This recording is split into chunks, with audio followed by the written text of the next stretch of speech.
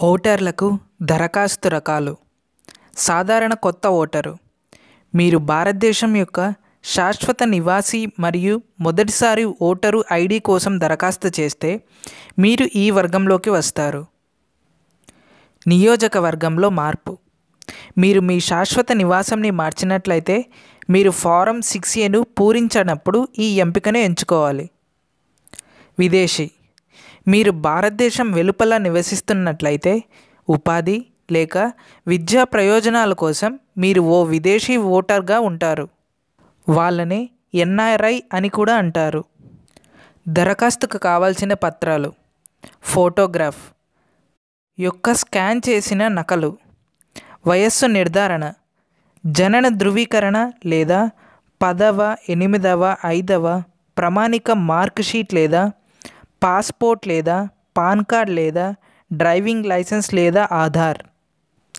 చిరునామా రుజువు: పాస్పోర్ట్ లేదా డ్రైవింగ్ లైసెన్స్ లేదా బ్యాంక్ పాస్బుక్ లేదా రేషన్ కార్డ్, ఆదాయపు పన్ను లేదా అద్దె ఒప్పందం లేదా యుటిలిటీ బిల్లు.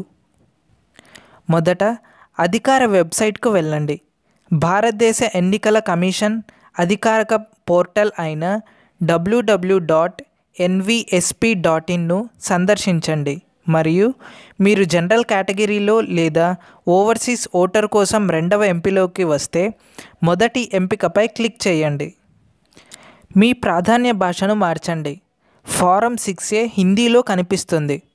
డ్రాప్ డౌన్ ఎంపిక నుండి మీరు బదులుగా ఆంగ్లం లేదా తెలుగులో ఎంపిక చేసుకోవచ్చు.